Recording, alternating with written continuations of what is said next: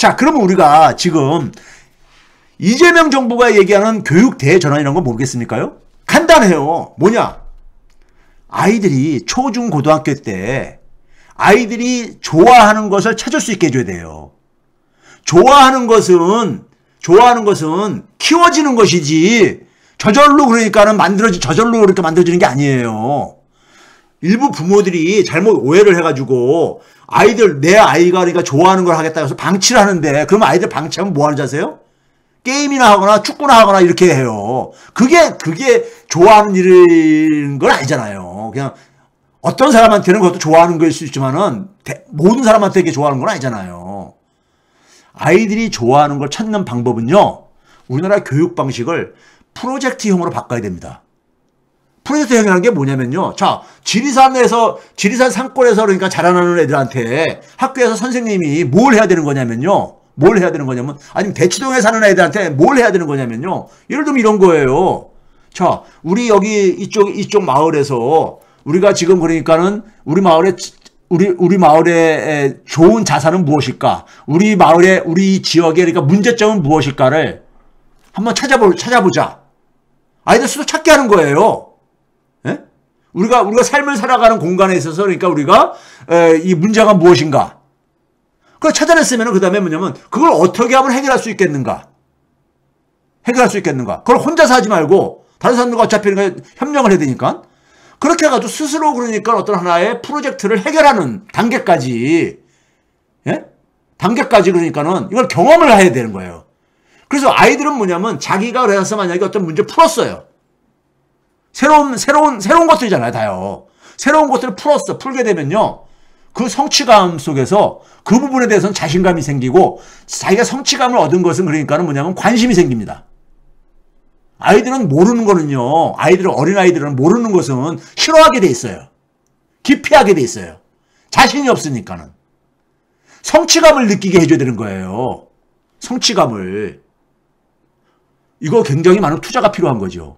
선생과 부모와 지역사회가 함께 그러니까 우리가 아이들이 그러니까 스스로 찾아내고 그걸 스스로 해결하는 이 과정을 어른들은 그러니까는, 예? 간접적으로 그러니까 거기에 그러니까 지원을 해줘야 되는 거예요. 선생은 그러니까 코치 역할을 해주는 거죠. 답을 그러니까 기존에 있는 답을, 책에 있는 답을 그러니까 아이들한테 그러니까는 예우라고 이걸 습득시키는 게 이게 교육이 아니라 이거예요. 그거는 인공지능이 더 잘해요. 지금은 아이들이 지금 살아가는 세상 속에서 우리가 관심을 갖는 문제들을 찾아내고 그걸 그다음에 스스로 풀어가는 이런 훈련을 하면서 성취감을 느끼게 해줘야 돼. 그게 그러니까는 계속해서 여러 가지 프로젝트를 할 수 있죠. 하나만 프로젝트 하는 게 아니라. 그러다 보면은 아이들이 성취감을 여러 번 느끼면서 자기들의 관심사도 바뀔 수가 있는 거예요. 그 속에서 자기가 진짜 좋아하는 것을 이제 그러니까 찾기 시작하는 겁니다. 나는 어떤 쪽으로 그러니까는 이게 좀 이제 성취감을 느끼면서 거기 관심이 생길 수 있고 그걸 좋아할 수도 있고 자기가 좋아하는지를 느끼기 시작한단 말이에요. 이런 경험을 줘야 되는 거야. 예? 이게 프로젝트형 교육이죠. 예? 이렇게 해야 되는 거예요. 그래야지만이 그런 훈련을 해야지만이 창업도 할 수 있는 거죠. 우리나라는 창업하고는 아무 관련도 없는 교육을 시키면서 창업하길 바래. 그러니까 대부분이 뭐냐면은 음식점이라고 앉아있고 그러죠. 예? 그렇죠? 그러니까 지금 교육의 가장 큰 문제가 뭐냐면 대학 교육입니다. 대학이 문제야. 대학이 그러니까 이 기존의 습득한 지식을 그러니까는, 예? 솔직히 말해서 대학에서 그러니까는 이 수능이라든가 대학에서 보는 시험들 보게 되면요. 저도 감독 들어가 보면 그 지문을 보게 되면 못 풀겠어. 솔직히 말해서요. 상당 부분들은. 예? 그런 걸 도대체가 왜 해야 되고 앉아있어야 되는 거예요? 예? 그런 것도 수학이 됐든 영어가 됐든 뭐가 됐든 간에 자기가 그러니까 관심 있는 걸 하는 과정 속에서 그게 필요한 사람들은 그걸 하면 되는 거예요. 하면 되는 거야. 근데 필요 없는 사람까지 다 그걸 시키고 앉아있어. 그리고 때에 따라서는 뭐냐면 인공지능이 더 잘할 수 있는 거를 그러니까는 사람한테 하라고 하고 앉았으니 요즘 아이들이 요즘 아이들은 디지털 기술에 굉장히 익숙한 애들인데 얘들이 볼 때는 이걸 왜 내가 이걸 외워야 되지? 재미도 없고 이거 하죠. 그렇죠? 그러니까 대학이 뭐냐면 어떤 학생들을 선택을 뽑아야 되는지를 모르는 거야. 모르다 보니까 계속해서 그러니까는 예? 아이들한테 그러니까는 아무런 도움도 안 되는 기준을 제시를 해가지고 아이들을 그러니까 줄 세우고 초중 고등학교는 거기에 그러니까 다 같이 그러니까 이 구속이 당하는 거예요. 예? 그러니까 아이들이 그러니까는 사실 그러니까 학교에 대해서도 별로 그러니까 그런 식으로 적응하려다 보니까는 10대가 지나가면서 애들이 좀비가 돼버리는 거예요. 대학에 와가지고 애들이 좀비가 돼 있는 거야. 왜? 좀비라는 게 뭐예요? 자기 스스로는 아무것도 할 수 없는 거야. 존재들인 거야. 내가 스스로 찾아가야 되는데 내가 스스로 찾아가는 걸 한 번이라도 언제 나한테 교육을 받아본 적이 있냐고 아이들이. 예? 선생과 부모가 그러니까는 딱 규격화된 거를 해놓고 나서 이거 하라고 이거 습득하라고 이렇게 시합시키고 앉아있고 이런 것만 해봤지. 그러다 보니까 아이들이 그러니까 자기들 칼라도 다 잃어버리고 스스로 그러니까 찾아내는 이런 능력도 그러니까 완전히 그러니까 키워진 적이 없고. 예? 그래서 선생들도 이거 잘 못해요. 선생들이 모르니까는. 세상이 어떤 방향으로 하는지 모르고 있다 보니까 선생들도요. 교수도 모르고 앉아있고. 예? 그래서 제가 가는 것은 뭐냐면은 왜 이재명 후보가 왜 교육정책이 그러니까는 근사한 게 막 혁명적인 게 어떤 사람들은 그런 얘기잖아요. 서울대 폐지론 얘기하고 예? 뭐 이런 얘기를 하잖아요. 저는 그런 것은 수단이라고 봐요. 핵심은 뭐냐?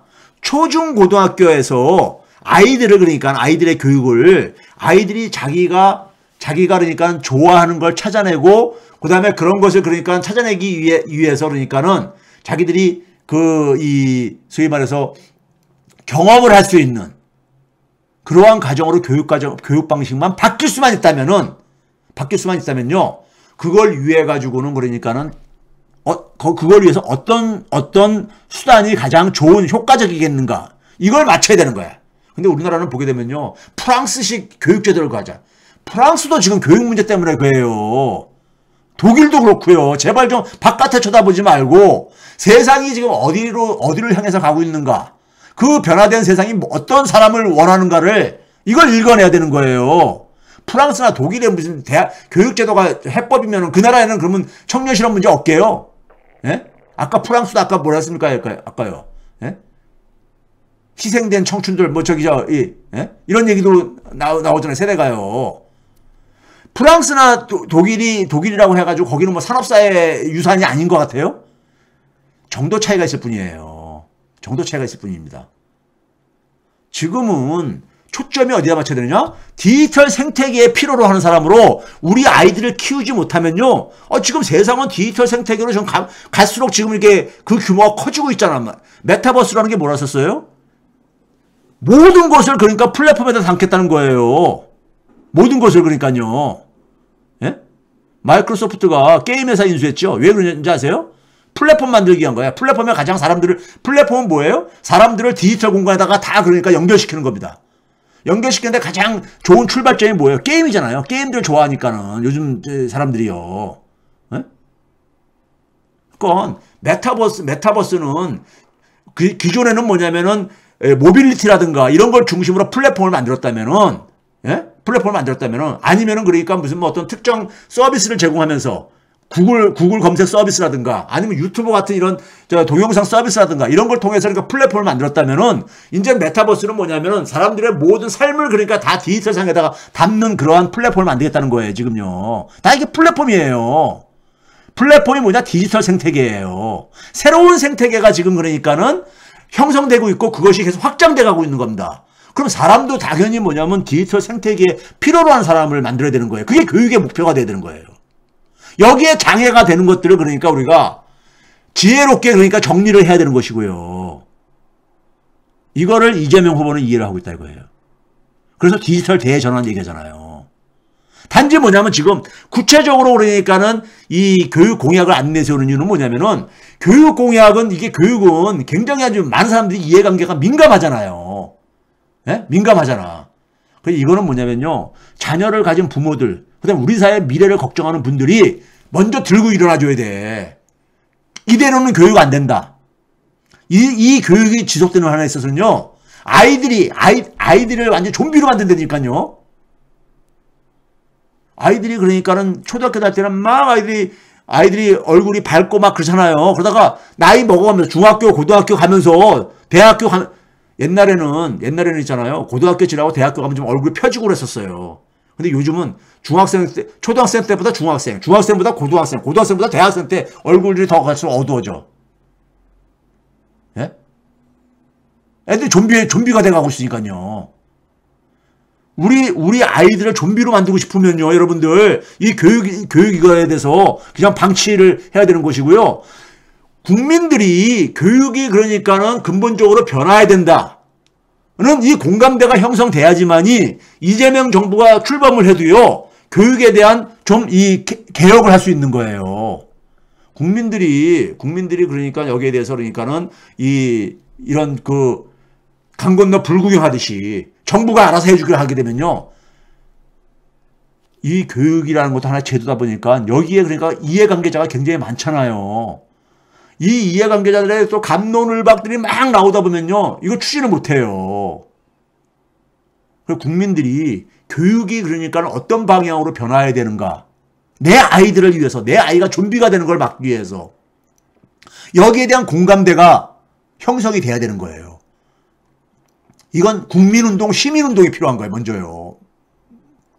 예? 국민운동, 시민운동이 필요한 거예요. 이재명 후보의 교육대전환위원회가 바로 이 작업을 지금 준비를 하고 있습니다. 국민들이 여기에 화답을 해줘야 돼. 미리 이런 분위기가 형성돼야지만이 이재명 정부가 출범했을 때 이 교육개혁 드라이브를 걸 수 있는 거예요. 국민들이 아무런 저것도 없는데 교육 문제 딱 꺼내보세요. 교육이 백년지 대계니 뭐냐 하면서 거기에 대해서요. 딴지 걸고 뭐고 하다 보면은 추진하기 쉽지가 않아요. 예? 지금은 교육의 변화는 단순해요. 대치동에 살든 지리산에 살든 간에 우리나라의 디지털 기술은 최고잖아요. 문제는 뭐냐면은 아이들을 그러니까 어떻게 키우겠는가. 이것이 선생과 학교가 이것을 그러니까는 목표가 분명해야 되는 거예요. 디지털 생태계에 살아갈 수 있는 아이를 만들겠다는 이 목표가 분명해야 되는 거예요. 그러면 우리가 지리산 산골에서 자라날 아이나 대치동에서 사는 아이나 스스로 그러니까 자기가 그러니까는 문제를 찾아내고 그걸 같이 함께 풀어나가는 이런 것은 어디 산다고 해서 왜 못해? 이것을 그러니까 공교육 내에서 다 해결할 수 있게 정부는 지원해주면 되는 거예요. 교육 환경을 지원해주면 되는 거예요. 우리나라 디지털 기술은 세계 최고잖아요. 예? 선생들, 그런 교육 목표만 그러니까는 학교와 선생들이 제대로 설정할 수 있고, 예? 이런 방향으로 하기 위해서 우리가 어떠한 부분들을 우리가 개혁을 해야 되느냐. 대학의 입시제도는 어떻게 바꿔야 되느냐. 가장 효과적인 게 어떤 것이냐를 그 다음에 우리가 논의하면 되는 거예요. 지금은 근데 거꾸로가 돼버렸어요. 거꾸로가 됐습니다. 예? 그러다 보니까 교육학자들, 교육운동 하시는 분들 간에 그냥 갑론을박이 많잖아요. 그렇게 접근하면, 지난 수십 년 동안에 그런 식으로 해왔잖아요. 그런 식으로 하면은요, 이게, 해결이 안 됩니다.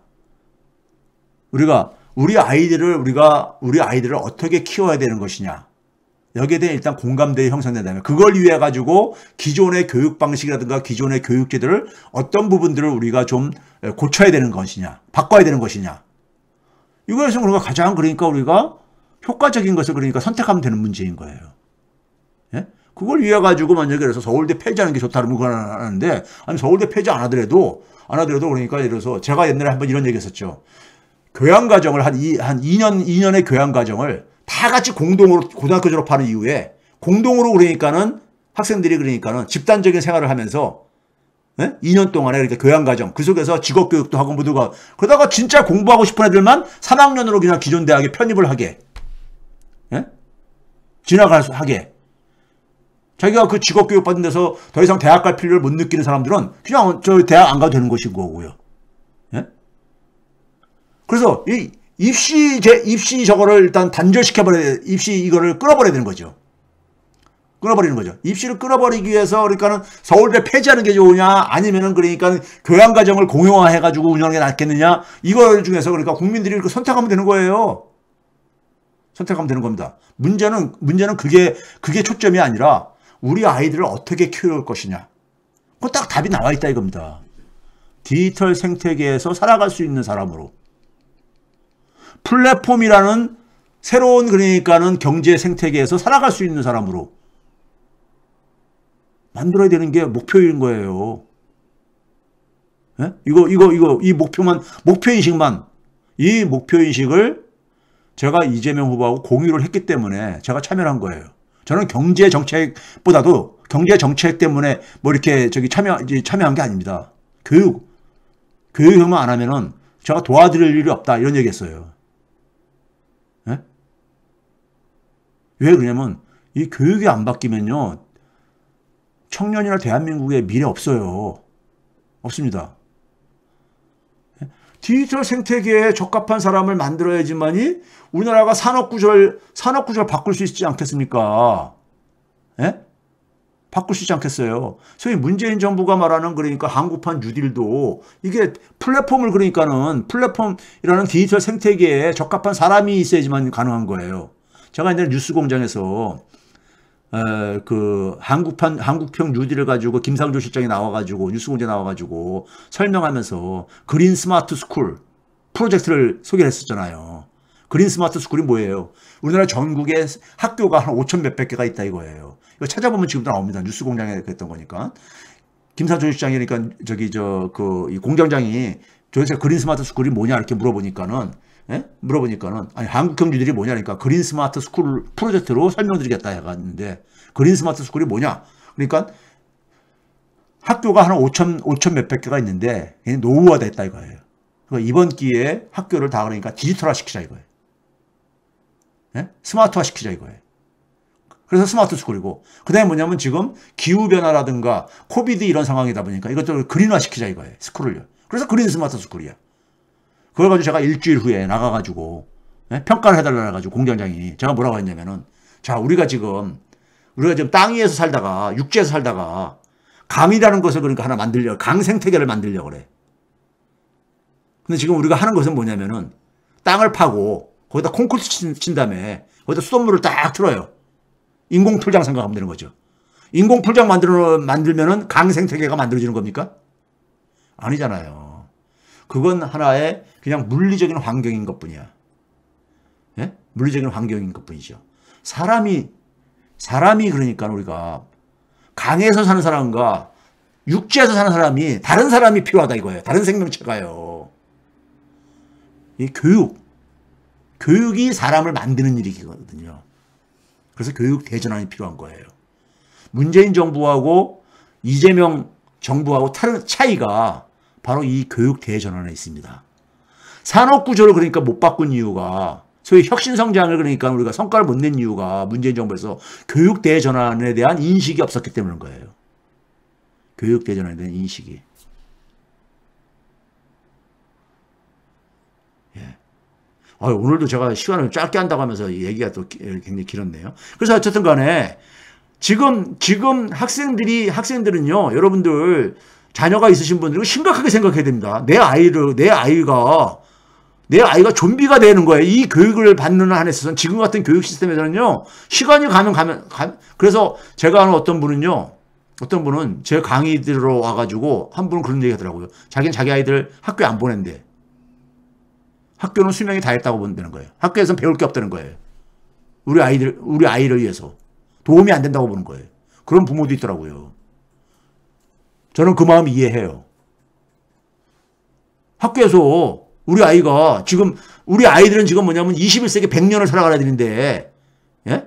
100년을 살아가야 되는데, 지금 2030년대, 40년대, 50년대, 지금 기술이 얼마나 변화할 건데 그랬어요, 지금요.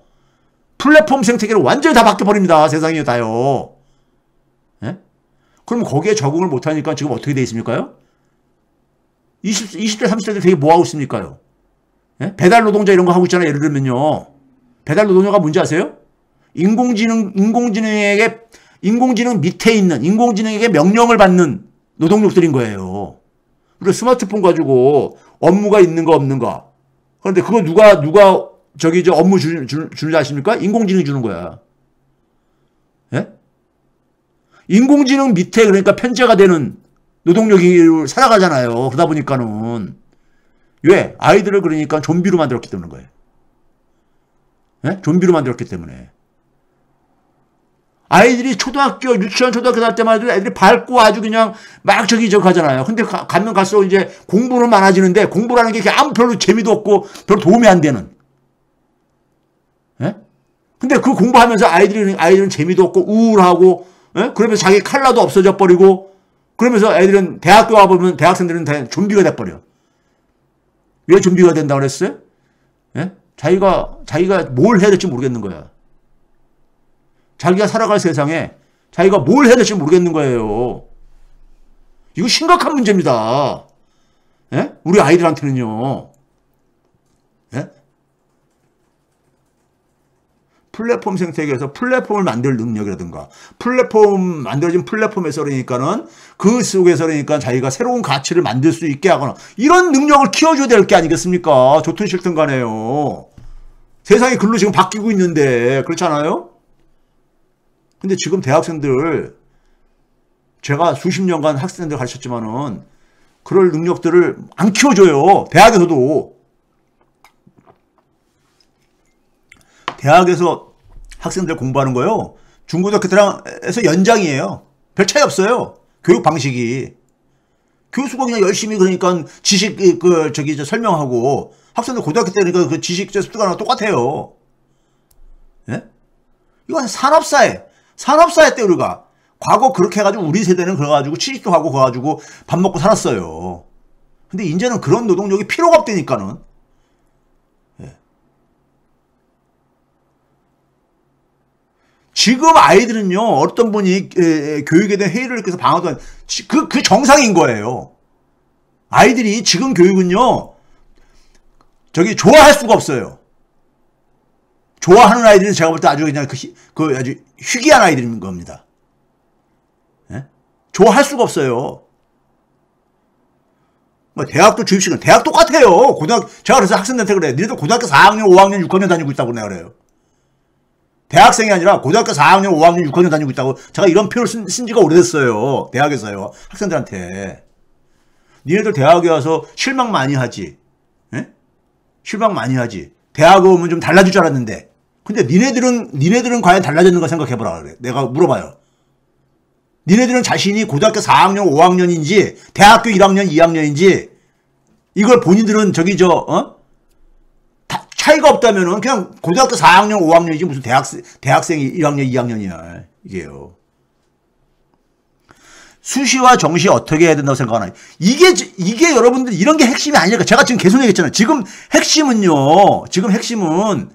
아이들이 그러니까는 초중 고등학교 다닐 때요. 아까 제가 예를 들었잖아요. 프로젝트형 교육을 해야 된다. 예? 그 프로젝트형 교육의 목적은 뭐냐? 자기가 스스로 문제를 찾아내게 하고, 예? 찾아내게 하고요. 그 다음에 그걸 자기가 주변에 자기 친구들이라든가 다른 사람들과 연결을 해가지고 해결할 수 있고, 그걸 통해서 성취감을 느낄 수 있게. 이런 과정 속에서 아이들이 관심 있는 것을 대학에 가서도 계속 더 그러니까는 확장시키고 싶은 애들을 대학에서는 그런 기준을 가지고 뽑아야 되는 거예요. 국영수 점수 가지고 뽑아야 되는 게 아니라요. 예? 지금 수시냐 정시냐 이런 게 지금 본질이 아니라니까요. 이런 건 본질이 아니에요. 수시 정시로 뭘 하든 간에 결국은 다 뭡니까요? 줄 세우기잖아요. 똑같은 우리가 기존에 그러니까 우리가 지난 수백 년간 배운 지식들을 그러니까 누가 더 많이 습득하고 누가 더 정확하게 습득하는 이런 거 지금 가는 거잖아요. 예? 시간 지나면 다 필요 없는 것들. 인공지능이 더 잘하는 것들. 예? 수시 정시 이런 문제 우리가 그러니까 그런 대학에서 학생을 어떻게 선택할 거냐 할 때도 있잖아요. 대학에서 그러니까는 우리 전공을 위해 가지고 제가 그 김영삼 정부 때 학부제 도입한다고 할 때요. 그게 93년경인가 4년경인가 그 당시로 제가 기억을 하는데 학부제 도입한다고 대학 개혁을 막 이제 드라이브를 걸 때 제가 그때 이제 뭐라고 했냐면요. 학부제 한다니까 대학에서는 학과 칸막이를 없애고 아이들이 그러니까 자유롭게 선택할 수 있게 뭐 이런 식으로 하더라고요. 그래서 제가 그게 학부제가 아니다. 학부제라는 것은 제가 당시 옥스퍼드 대학에서 학부제 이제 실험을 하면서 이런 식으로 했어요. 옥스퍼드에서는 경제학을 이 경제학과에서 경제학을 이제 학부제하면서 어떤 식으로 했냐면요. EEM이요. 약자를 따가지고요. 그다음에 또 하나는 EPP 했는데 EEM은 뭐냐면요. 이코노믹스 할 때 E하고 엔지니어링 할 때 E하고요. M은 매니지먼트 할 때 M이요. 그러니까 경제학, 엔지니어링, 그다음에 공학이죠. 그다음에 뭐냐면 매니지먼트, 경영학 이런 쪽으로 묶어가지고 이건 뭡니까요? 경제학을 좀 그러니까 실용적인 분야로 접근하는 거고 EPP는 뭐냐면요. 이코노믹스, 필로소피, 폴리틱스 경제학, 철학, 정치학을 묶어가지고 하나 프로그램을 또 만들어. 두 개의 프로그램을 제공을 해주고 학교에서 학생들이 경제학을 하겠다는 학생들한테 둘 중에 하나를 선택을 하라. 프로그램을. 이렇게 시작을 했었어요. 근데 저는 그 당시에 한국에서 할 때 제가 뭐라 했냐면요. 자, 경제학과 들어오는 애들은 진출하는 걸 보게 되면은 안 가는 분야가 거의 없어요. 안 가는 분야가. 그래서 제가 뭐라 했냐면 우리는 처음에 시작을 한 10개 정도 프로그램을 만들자. 예를 들어서 어떤 IT 분야로 가고 싶은 사람들도 있을 수도 있고, 예? 어떤 사람은 금융 쪽으로 가고 싶은 관심 있는 사람도 있고 했을 때, 자, 그러면 그래서 IT 쪽으로 가고 싶어 하는 사람들한테 우리가, 그 학생들한테는 우리가, 그래서 경제학하고, 조금 더 예를 쉽게 했어요. 금융을 만약에 우리가 관심 있는 학생한테는 금융이라는 프로그램을 그러니까는 애들한테 훈련시키기 위해서는 경제학뿐만 아니라 경영학도 필요하지만 제가 볼 때 심리학도 필요하고 국제관계학도 필요하고 뭐 이런 것들 그러니까 이런 것들을 섞어가지고 그 관련 분야의 교수들을 섞어가지고 프로그램을 한 10개 정도를 우리가 이렇게 제공을 하고 아이들이 선택을 하게 해주자. 이렇게 얘기했어요. 예? 그 다음에 거기에 좀 이제 우리가 적응이 되면 좀 확장시켜 나가자. 이게 제가 93년경에 얘기했던 거예요. 93년, 4년경이에요. 근데 학교에서 뭐냐면은 이건 참 창피한 얘기라서 이거까지 제가 얘기는 못 하겠는데, 다른 대학에서 안 하는 거 우리가 혼자 할 수 없다는 거예요. 그러니까 도대체 학부제가 뭔지도 모르더라고. 총장부터 해가지고 학교, 관계자들이요. 학부제가 뭔지를 모르더라고요. 그냥 아이들을 그냥 방치하는 거죠, 그냥. 니네들이 그러니까는 듣고 싶은 거. 수요자 중심에 적어다 해가지고. 그거는 뭐냐면, 그 공급자의 역할은 그러니까 완전히 그냥 딱 중단시켜버린 거죠. 예? 그러니까 아이들이 그러니까는 학생들이 그러니까 사실 학생들의 관심이 다양한 거를요. 일단 저 대학에서 그렇게 해가지고도 안 되는 게 뭐냐면요. 학생들이 대학에 들어올 때는 이미 자기가 뭐에 관심이 있는지를 모르고 들어와요. 그래서 제가 대학교 1학년생들로 들어오게 되면요. 제가 오래전부터 첫 시간에 하는 얘기가 뭐냐면요. 여러분들은 가장 지금 해야 될 일이 뭐냐면은 자신의 칼날을 복원시켜야 된다. 사람은 태어날 때부터 다 다르다. 누구나가. 다 다른데 자기의 고유의 칼라가 있다. 사람은 누구나가 다. 그런데 사람이 교육을 받으면서 굉장히 미안한 얘기지만 기성 시스템이 교육을 시키면서 아이들을 그 칼날 다 없애버린다. 그 아이들이 그러니까 대학교 들어올 때쯤이면 다 똑같아져 버려요. 차이가 없어져 버리고. 그 얘기는 뭐냐? 차이가 없다는 얘기는 뭐예요? 자기를 잃어버렸다는 얘기죠. 자기를 잃어버린 거야. 그러니까 자기를 잃어버렸다는 건 뭐예요? 내가 도대체가 뭘 좋아하는지를 모르는 거예요. 대학생들 대학교 들어와가지고 자기가 적성이 그러니까 뭐가 같아서 할 때 그 적성은요. 중고등학교 때 무슨 적성 이런 테스트 해가지고 수학을 잘하면 너는 그러니까 경제 쪽으로 하면 좋겠다. 뭐 이런 식으로 저기 조언받아가지고 경제학과 왔다는 거예요. 그건 무슨 제가 수학 잘하는 거하고 경제학하고 아무 관계 없어요. 하나의 방법 중에 하나인 것 뿐이고 수학적으로 할 수도 있고 철학적으로 할 수도 있고 그런 거기 때문에 예? 그런데 그런 게 아이들의 적성이 아닌 거죠. 적성이라는 건 제가 아까 얘기했잖아요. 자기가 스스로 그러니까는 이거를 이 교육을 받는 과정 속에서 자기가 스스로 해결을 하고 찾아내고 해결하는 과정 속에서 성취감을 느끼면서 자기가 생긴 자발적으로 생긴 관심 이런 것들이라고요. 이게 적성인 거예요. 근데 아이들이 그런 걸 찾아낼 수 있는 기회를 언제 가져봐요? 언제 가져봅니까? 그냥 아이들을 그러니까 아이들의 칼라하고 관계없이 전부 다 뭐냐면은 나라에서 정한 그 기준을 가지고 그냥 그래가지고 다 그냥 그러니까 거기다 강제로 끼워 맞추는 거잖아요. 끼워 맞추다 보니까 끼워 맞춰서 한 6년을 중학교, 고등학교를 그렇게 요즘은 초등학교까지 들어가 있죠. 그걸 끼워 맞춰서 하다 보니까 아이들이 공장에서 찍어낸 규격화된 상품처럼 다 똑같아져 버리죠. 아이디어에서 가장 중요한 건 뭐냐면 차이거든요. 차이가 없는 아이디어는 아무 의미가 없거든요. 아이디어라는 건 차이잖아요. 예? 그러니까 아이디어가 많이 나올 리가 없지. 그래서 아이들이 뭐냐면은 스스로 찾으려면 애들이 굉장히 당혹스러워해요. 그래서 제가 1학년 대학교 들어오게 되면 너희들 칼날 빨리 복원시켜야 된다. 자기 칼날을 먼저 복원해야 된다. 니네들 칼날 다 있다. 단지 그게 억눌려져 있는 거예요. 억압된 거잖아요. 초, 중, 고등학교 되면서 그걸 억압하고 없애버리려 하잖아요. 예? 제 큰애가 미술을 했는데, 고등학교 이제 늦게 이제는 미술 쪽으로 관심이 생겨가지고, 생명공학하고 미술 쪽으로 관심이 있었는데, 전혀 다른 분야잖아요. 우리나라 교육에서는요. 그래서 이제 미술 쪽으로 가게 되는데, 학원을 다녀야 되잖아요. 미술은요. 애 엄마가 미술학원 데려가서 그랬더니만은, 애 엄마도 미술을 했거든요. 갔더니만 학원 원장이라는 사람이 어느 대학교 갈 거냐고, 서울대 갈 거냐, 이대 갈 거냐, 홍대 갈 거냐, 그래서 이제 애 엄마가 지금 그걸 결정을 해야 됩니까? 그러니까 해야 된다는 거예요. 어머니도 미술했으니까 아시지 않냐고 하면서 무슨 얘기냐면요. 서울대 미대에서 원하는 거, 이대 미대에서 원하는 거, 홍대 미대에서 원하는 게 다 틀리다 이거예요. 거기 원하는 기준에 맞춰서 아이를 훈련시켜야 된다 이거예요. 이게 뭐야? 미술이라는 게 우리가 전통적으로 가장 이렇게 창의적이고 창조적인 이런 예술가의 저건데 맞추다니. 제가 그걸 보고서는 또 어이가 없어가지고 얘가 그래서 한국에 학교 다니다가 한국의 교육에 너무 재미없다고 해가지고 해나가서 얘는 지금 뭐냐면요 인공지능 쪽으로 결국은 인공지능 쪽으로 해가지고 미학하고 미술하고 인공지능하고 다양한 분야가 이렇게 융합된 분야를 지금은 공부를 했는데요. 했는데 우리는 교육을 받으면서 아이가 갖고 있는 칼날 다 없애버리잖아요. 예? 그러니까 아이들이 자기를 다 잃어버렸는데 그러니까 좀비가 돼버리는 거죠. 근데 세상은 뭐냐면은 여러분들 대기업에서 우리나라는 대기업들 다 제조업체임에도 불구하고 뽑는 기준 여러 가지 해봤다가 하는 게 뭔지 아세요?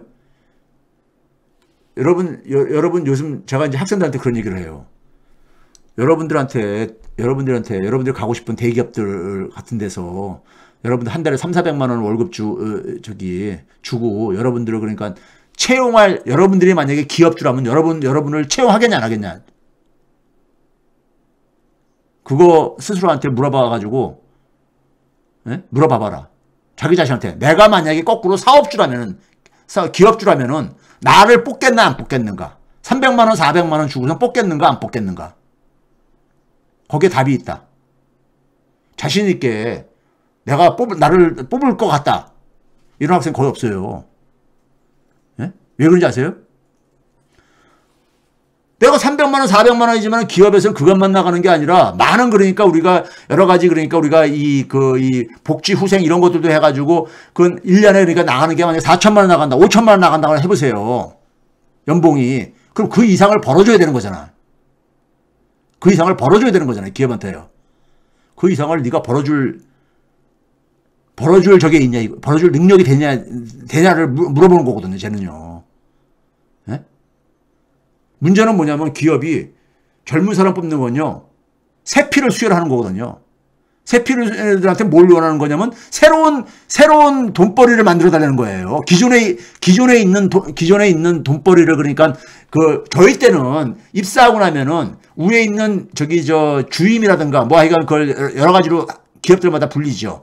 주임이 됐든 대리든 간에 그 과장이든 간에 그때 업무를 배워가지고 그 업무를 똑같은 업무를 하는 경우가 있었단 말이에요. 저희가 80년대 그러니까 저 직장 다닐 때는요. 근데 지금은 그게 아니라 새로운 사업을 그러니까 찾아내달라는 거야. 새로운 사업을 찾아내달라는 거잖아요. 젊은 직원을 뽑는 이유가요. 새로운 걸 찾아내야 되는데, 새로운 사업권을 찾아내야 되는데, 그런 걸 훈련을 해본 적이 있어야지. 그런 거 할 수 있는 사람은요, 창업도 가능합니다. 기업체에 안 가더라도. 예? 세상은 그렇게 그런 사람을 원하는데, 교육은 여전히 뭐냐면은, 누가 시키면, 우리나라 아이들은요, 그렇기 때문에, 시키는 건 잘해요. 시키면 무슨 수를 써도 잘해요. 그런 식으로 훈련 받았으니까. 그런 점에서 그러니까는, 이건 지금 미국 대학도 제가 지금 이런 상황이 났잖아요. 아까 앞에서요. 예? 지금 우리가 이렇게 생각하면 돼요. 자, 농업사에서 교육 방식이 있었잖아요. 우리 그러니까 맹자왈, 공자왈 이렇게 하는 거, 이런 거 배우면서요. 농업사회 때. 예? 그런데 산업화가 되면서 그렇게 교육받은 사람이 산업화에 필요하겠냐, 이게 적응이 되겠냐고요. 그거 생각하면 딱 돼요. 지금 그런 변화가 생기고 있는 거예요, 지금요. 디지털 문명이라는 건 기술적인 기반하고 연결되어 있잖아요. 기술이 근본적으로 다른 기술인 거예요. 예? 그러니까 새로운 생태계라는 것은 사람들이 살아가는 방식, 삶의 방식이 문화잖아요. 넓은 의미에서. 삶의 방식도 달라지는 거예요. 예? 그 다음에 가치를 창출하는 방식이 다르니까 사람의 가치관도 달라야 되는 거예요. 과거 산업사회 때는 혼자 잘하면 됐었다니까요. 그러니까 자조 능력, 성실 이런 게 굉장히 강조됐었죠. 지금은 그게 아니라니까요. 네? 지금은 공감 능력, 협업 능력. 이게 왜 그러냐? 가치 창출 방식이 달라졌기 때문에 그런 거예요. 그리고 전 세계를 대상으로 이제는 그러니까 우리가 활동을 하는 시대가 됐어요. 왜? 디지털에서는 국경이 없거든요. 여러분들이 한국에 있으면서도 소프트웨어를 만약에 소프트웨어 쪽에 전문가라면은 외국 플랫폼 기업에 접속해가지고, 예? 독일의 유명한 그 소프트웨어 기업 뭡니까요? 그런 기업에 계속 거기서 일감 따낼 수도 있잖아요. 한국에 있으면서도 그냥요. 예? 그런 시대가 돌아온 지 오래됐잖아요. 예? 그런 점에서 우리 자녀들, 지금 그다음에 청년들이 지금 제가 얘기하게 되면 금세 이게 이제 감이 올 거예요. 그리고 이러한 것들을 아이들이 그러니까는 빨리 적응할 수 있게 사회는 뒷받침을 해주자고 만든 게 바로 뭐냐면 경제 기본권인 거예요. 기본소득, 기본금융, 기본주택 이런 것들이요. 지금 이재명 후보는요, 대한민국에 새로운 집을 짓겠다고, 새로운 집에 대한 청사진을 지금 사실 제시를 한 거예요. 새로운 집을. 국민들한테 이 공약을 설명하면서 저처럼 강하게 사실 이렇게 할 수는 없잖아요. 그런 점에서 그러니까는 이건 지금 있잖아요. 똑똑한 대통령 뽑아야 된다는데 지금 있잖아요. 윤석열 후보는 이런 거 하나도 몰라요. 미국의 정치 유명한 정치 평론지인 더 힐이라고 하는 데서 아주 정확하게 썼더구만요. 윤석열에 대해서 뭐라고 했냐면은 흑백론자. 검사라는 것은요, 기본적으로 세상을 악과 선 이렇게 딱 나누잖아요. 범죄자와 범죄 아닌 사람. 예? 이 이분법적 사고, 흑백론적 사고. 이건 21세기에서는 이건 빵점입니다. 빵점이에요. 그 사람이 박학한 그러니까 지식이 있고 없고 문제가 아니야. 검사들이라든가 군인들이라든가 이런 분들은요. 제가 그분들을 무시해서가 아니라 그분들은 그분 직업 세계에서는 그분들은 지금 디지털 생태계에서는 소위 말해서 지도자로서는 그러니까 빵점인 겁니다. 빵점인 거야. 예? 그런 점에서 거기다가 이 주술에 의존해서 하는 거 보면 참 진짜 기가 막히더라고요. 기가 막혀요. 자, 그런 점에서 이제 그러니까는 지금 국가와 기업과 개인이 모두가 미래가 불투명한 상태가 있는 이유가 바로 여기에 있습니다. 그러다 보니까 전부 다 뭐냐면 자산시장, 주식시장이라든가 이런 데서 예? 이 불안하다 보니까 미국부터 파이어족들이 등장한 거예요. 예? 자기가 미래가 보장이 안 되니까는 빨리 그러니까 예, 저기 저 먹고 살 만큼 만든 다음에 자기 그러니까 저기 은퇴하겠다 이거잖아요. 그러니까요. 파이어족이라는 것이요. 예? 그래서 제가 이거는 뭐 옛날에도 얘기한 거기 때문에 청년들한테 지금 그러니까는 이 기존의 교육을 받는 청년들한테는 이런 이해를 속에서 그러니까 어떻게 그러니까는 우리 한국형 플랫폼을 만들 것인가 그리고 어떻게 거기에 적응하게 할 것인가는 할 수 있다는 얘기고요. 이 책을 꼭 설 연휴 때는 좀 읽어봐 주세요, 여러분들. 국민이 아까 제가 그랬죠. 국민들이 교육을 바꿔야 된다고 얘기를 하는 공감대가 형성돼야지 새 정부가 추진할 수 있듯이요. 새 정부가 해야 될 것들, 그러니까 지금 우리가 그동안에 굉장히 직면하고 있는 문제들을 이해를 해야지만이 국민들이 그러니까 여론으로서 그러니까 그 분위기를 만들어줄 수 있는 거예요. 그래야지만이 정책을 추진할 수 있는 겁니다. 예?